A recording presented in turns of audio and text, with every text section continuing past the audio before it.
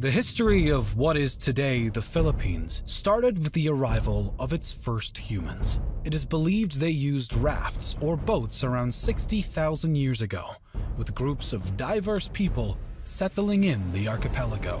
Some of these groups started to develop and expand into bigger settlements, and in the next thousands of years, they evolved into what some scholars believe to be considered early states. Austronesians and afterwards speakers of the Malayo-Polynesian languages began to arrive in successive waves beginning about 4000 BC.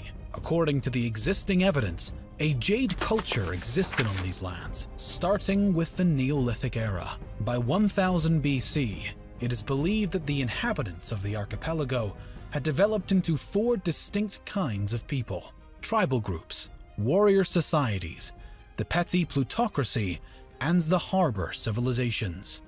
Also important to note is the fact that the metallurgy reached the archipelago due to trade with India. Around 300 to 700 AD, the seafaring people of the islands began to trade with the Indianized kingdoms in the Malay archipelago and the nearby East Asian principalities, adopting influences from both Buddhism and Hinduism.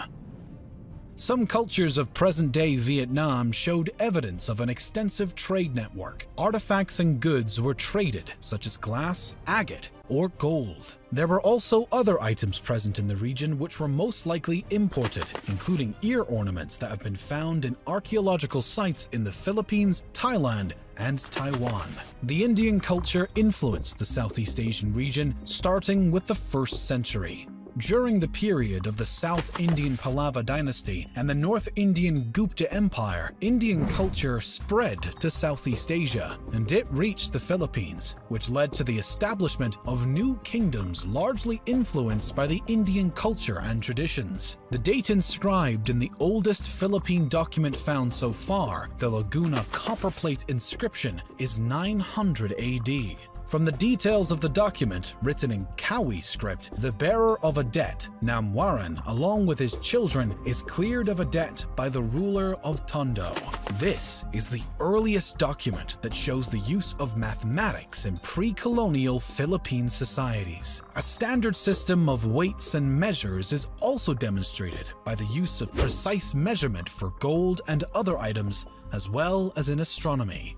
From the various Sanskrit terms and titles seen in the document, the culture and society of the Manila Bay were that of Hindu Old Malay amalgamation, similar to the cultures of Java, Peninsular Malaysia, and Sumatra at the time. In the years leading up to 1000, there were already several maritime societies existing in the islands, but there was no unifying political state encompassing the entire Philippine archipelago. Instead, the region was divided into numerous semi-autonomous city-states under the rule of the plutocracy, while a number of states existed alongside the highland societies. These smaller structures alternated between being part of or being influenced by larger Asian empires like Maya Pahit. Around 1225, the nation of Mai, a Buddhist pre-Hispanic Philippine island state centered in Mindoro, flourished, attracting traders and shipping from the kingdom of Ryukyu to the Empire of Japan. Chao Jakua, a customs inspector in Fujian province, China, wrote the description of the barbarous peoples, describing trade with this pre-colonial state. Its people were noted for their honesty in trade. Much of what is now Indonesia was ruled by the Hindu Maya Pahit Empire. During the 1300s, this empire ruled over Luzon Island and the Sulu archipelago. As more and more influence was on these islands, skirmishes and battles also existed. Some local tribes were waging incessant guerrilla warfare against them. Eventually, the kingdoms of Luzon regained independence from Maya Pahit after the Battle of Manila 1365. Sulu also re-established independence, and in vengeance, assaulted the Maya Pahit province of Brunei before a fleet from the capital drove them out. The start of the Islamic era in Indonesia set the collapse of the Maya Pahites as its provinces eventually seceded and became independent sultanates. In 1380, Makhdoom Karim, an Arab trader born in Johor, arrived in Sulu from Malacca and brought Islam to the Philippines. Additionally, Sharif ul Hashim, an Arab Muslim explorer, established the Sultanate of Sulu by converting its previous ruler, the Hindu king Raja Baguinda, to Islam and then marrying his daughter. The Sultanate of Maguindanao rose to prominence at the end of the 15th century. Meanwhile, the religion was introduced to the area by Muslim missionaries and traders from the Middle East, Indian, and Malay regions who propagated Islam to Sulu and Maguindanao. As before, when Buddhist and Hindu cultures influenced the archipelago, the same case happened with the Muslim culture. Upon the secession of Brunei from the Maya Pahit Empire, they imported the Arab emir from Mecca, Sharif Ali, and became an independent sultanate. The new religion started to grow roots in the Philippines through conquest and conversion of local leaders in the next decades. Moreover, Islam was further strengthened by the arrival to the Philippines of traders and proselytizers from Malaysia and Indonesia. In 1521, the Spanish reached the archipelago through the expedition around the world led by Portuguese-born Spanish explorer Ferdinand Magellan. Claiming the islands he saw for the Spanish Empire, he established friendly relations with some of the local leaders and converted some of them to Roman Catholicism. Because the Philippines are a large archipelago, the Spaniards started to explore many islands. However, the explorer Ferdinand Magellan was killed during the Battle of Mactan against the local ruler Lapu-Lapu. Over the next several decades, other Spanish expeditions were dispatched to the islands. In 1543, an expedition was led to the islands, naming them Philippines, in honor of Philip of Austria, who became Philip II of Spain on January 16, 1556. The name was then extended to the entire archipelago later on in the Spanish era. European colonization began in earnest when Spanish explorer Miguel López de Legazpi arrived from Mexico in 1565 and formed the first European settlements in Cebu.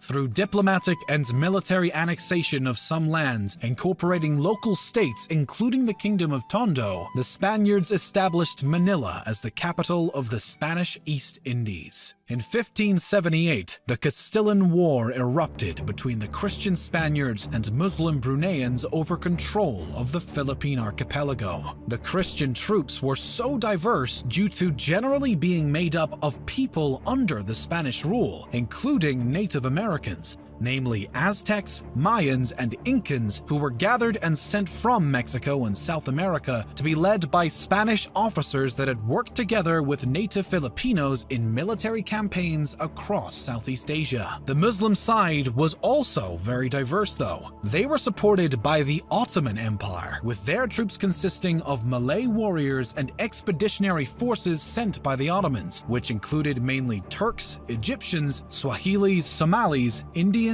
and others. The conflict ended with a status quo antebellum. Just 20 years after the conquest of Luzon, remarkable progress existed in the work of colonization of the islands and the spread of Christianity. A cathedral was built in the city of Manila with an episcopal palace. Other monasteries and churches were built across islands, and more people started to convert to Christianity. Furthermore, Spanish and Mexican families settled in the new lands, creating stronger communities. Much of the archipelago came under Spanish rule, creating the first unified political structure known as the Philippines. Spanish colonial rule saw the introduction of Christianity, the code of law, and the oldest modern university in Asia. The Philippines was ruled by the Mexico-based Viceroyalty of New Spain, and after, the colony was directly governed by Spain. Many of the local people revolted in the next centuries due to some abuses made by the Spanish authorities. Their rule ended after the American-Spanish War at the end of the 19th century in 1898. The Philippines became a territory of the United States. The United States then established the insular government to rule the Philippines. In 1907, the elected assembly was set up with popular elections.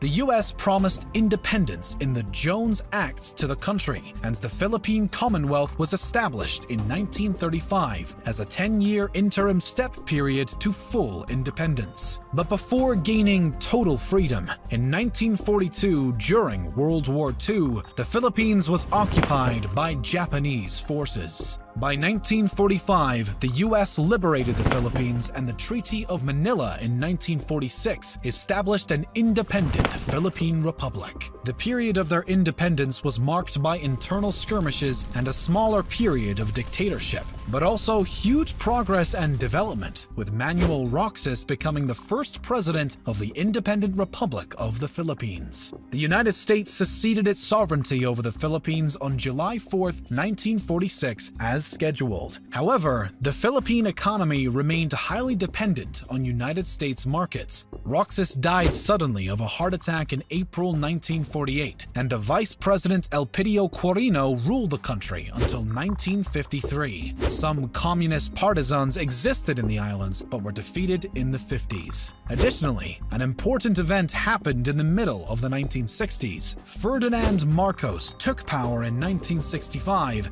and ruled until 1986. This era included the final years of the Third Republic from 1965 to 1972, and the Philippines under martial law 1972 to 1981. His reign was marked by dictatorship and instability. In 1986, Ferdinand Marcos was removed from power and replaced by Maria Corazon Aquino.